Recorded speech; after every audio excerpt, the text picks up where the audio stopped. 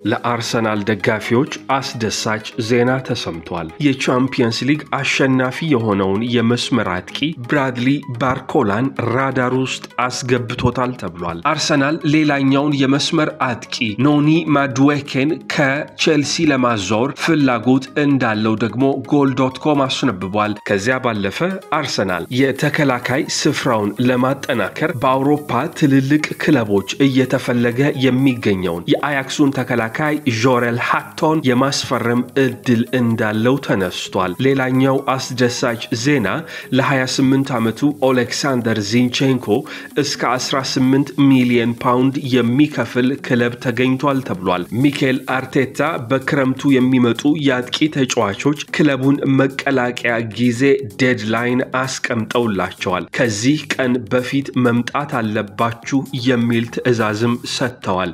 ቀኑ መቼ ነው እንነግራችኋለን።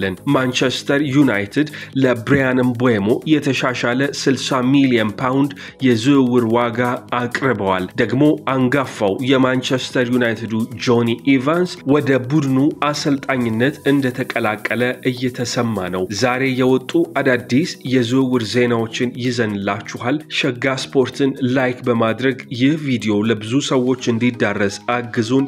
ሰብስክራይብ በማድረግ ቤተሰባችን መሆናችንን እንዳትዘነጉት። አርሰናል ለ22 ዓመቱ ፈረንሳዊ የፓሪስ ሰን ዠርማ የመስመር አጥቂ ብራድሊ ባርኮላ የዝውውር ፍላጎት እንዳለው አስገንዝቧቸዋል። ትልልቅ የአውሮፓ ክለቦች ይፈልጉታል፣ ባየር ሚዩኒክ እና ሊቨርፑልን ጨምሮ። የፈረንሳዩ ጋዜጣ ለኪፕ እንዳስነበበው ከሆነ በፓሪስ ሰን ዠርማ እጅግ ከፍ ያለ ተጽዕኖ ያለው ብራድሊ ባርኮላ በአርሰናል መፈለግ ጀምሯል ተብሏል። ይህ ለአርሰናል ደጋፊዎች እጅግ አስደሳች የሆነ ዜና ነው። ብራድሊ ባርኮላ በተጠናቀቀው የውድድር ዓመት ለፓሪስ ሰን ዠርማ 21 ጎሎችን ያስቆጠረ፣ 19 ደግሞ አሲስት ማድረግ የቻለ፣ ቡድኑ የቻምፒየንስ ሊግ የሊግ 1 እና የኩፕ ደ ፍራንስ እንዲሁም የትሮፊ ደ ሻምፒዮን ዋንጫን ሲያሳካ ትልቅ ምክንያት የነበረ ተጫዋች ነው። የ22 ዓመቱ ወጣት ከፓሪስ ሰን ዠርማ አልፎም ለብሔራዊ ቡድኑ ግልጋሎት መስጠት ጀምሯል። ነገር ግን ባለፉት ጥቂት ወራቶች የቋሚነት ተሰላፊነት እድሉን በዴዜሪ ዱዌ እያጣ ይገኛል። ይህንን ታሳቢ በማድረግ ነው አርሰናል ወጣቱን የመስመር አጥቂ ለማዛወር እንቅስቃሴ እንደጀመረ ያነሳው። ፋብሪዚዮ ሮማኖ ፓሪስ ሳን ዠርማ ይህንን ተጫዋች የመሸጥ ምንም ፍላጎት የላቸውም፣ ስፔናዊው አሰልጣኝ ሉዊስ ኤንሪኬም ቢሆኑ በቡድኑ ሐሳባቸው ውስጥ የተካተተ ተጫዋች ነውና የመሸጥ ፍላጎት የላቸውም ተብሏል።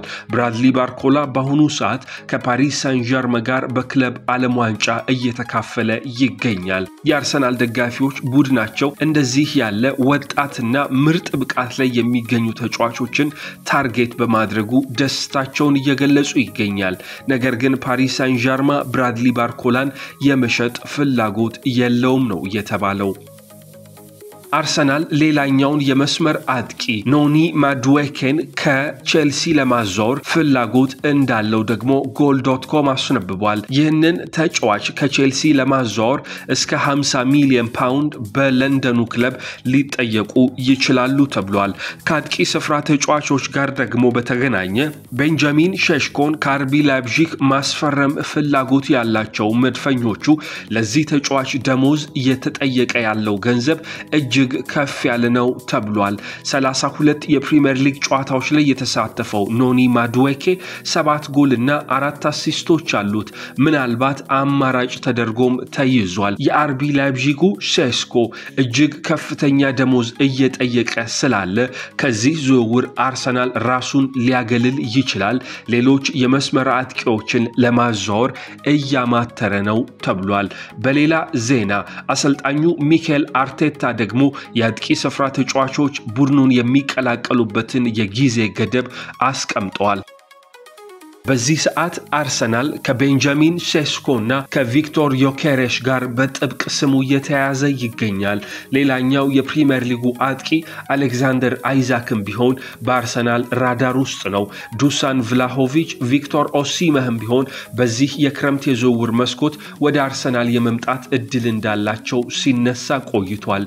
ነገር ግን እነዚህ ሁሉ የአጥቂ ስፍራ ተጫዋቾች አርሰናልን ሊቀላቀሉ አይችሉም። ምናልባት ከመሃል አንዱ ነው አርሰናልን ሊቀላቀል የሚችለው።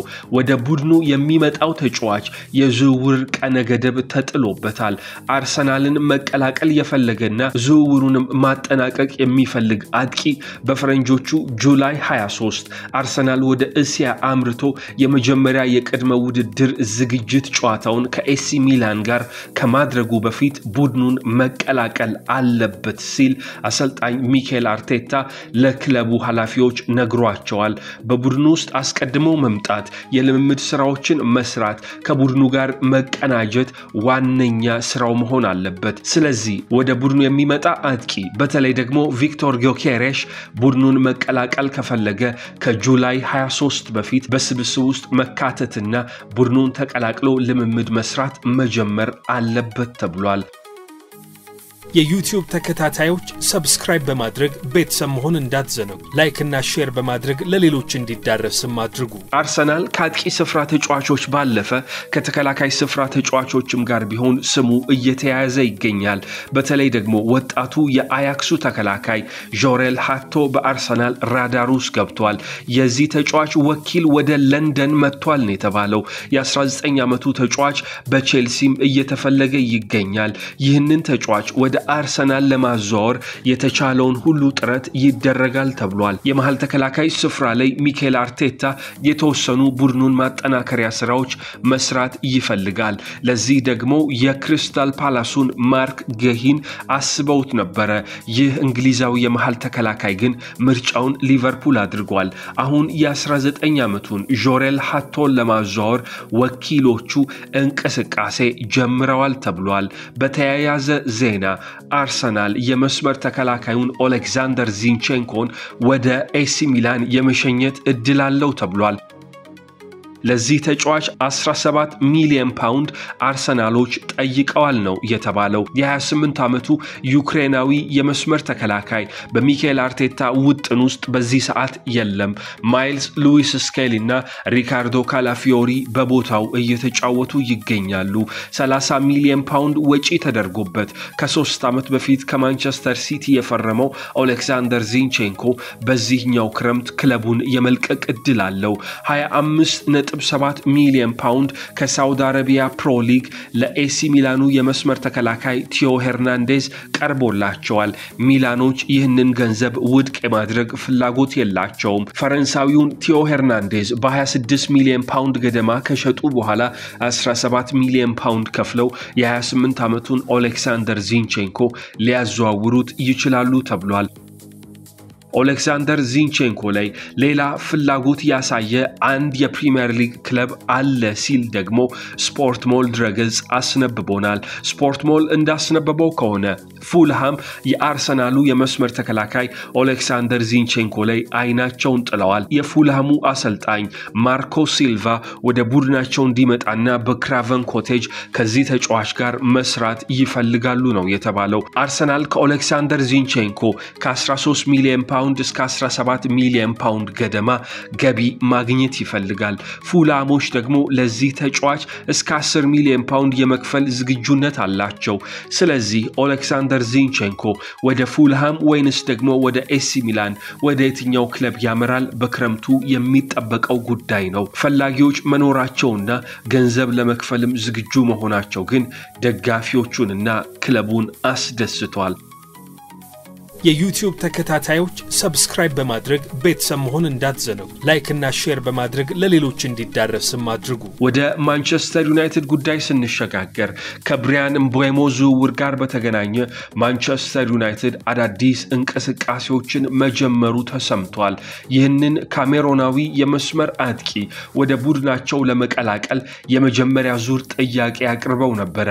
45 ሚሊዮን ፓውንድ ክፍያና 10 ሚሊዮን ፓውንድ በአድሶን ሊሆን የሚታከል ነገር ግን ብሬንትፎርድ ይህንን ጥያቄ ወዲያው ነበር ውድቅ ያደረገው የ25 ዓመቱ ተጫዋች 1 ዓመት ኮንትራት አለው 12 ወራት ደግሞ ውሉን የማራዘም አማራጭ ብሬንትፎርዶች አላቸው ስለዚህ 2 ዓመት ድረስ ማቆየት ይችላሉ በሩበን አሞሪም ይፈልጋል ከማንቸስተር ዩናይትድ ባለፈ ግን ሌላኛው የፕሪሚየር ሊጉ ክለብ የቀድሞ የብሬንትፎርድ አሰልጣኝ ቶማስ ፍራንክ የሚያሰለጥናቸው ቶተንሃሞችም ቢሆኑ ብሪያን ምቦሞ ላይ ፍላጎታቸውን አሳይተዋል ተጫዋቹ 20 ጎሎችንና 8 ለጎል የሚሆኑ ኳሶችን በተጠናቀቀው የውድድር ዓመት በፕሪሚየር ሊጉ ለብሬንትፎርድ አስመዝግቧል ይህንን ታሳቢ ያደረገው ማንቸስተር ዩናይትድ የተሻሻለ 60 ሚሊዮን ፓውንድ ለብሪያን ምቦሞ ዝውውር አቅርበዋል ተብሏል ከማንቸስተር ዩናይትድ ጋር በተገናኘ የ37 ዓመቱ ጆኒ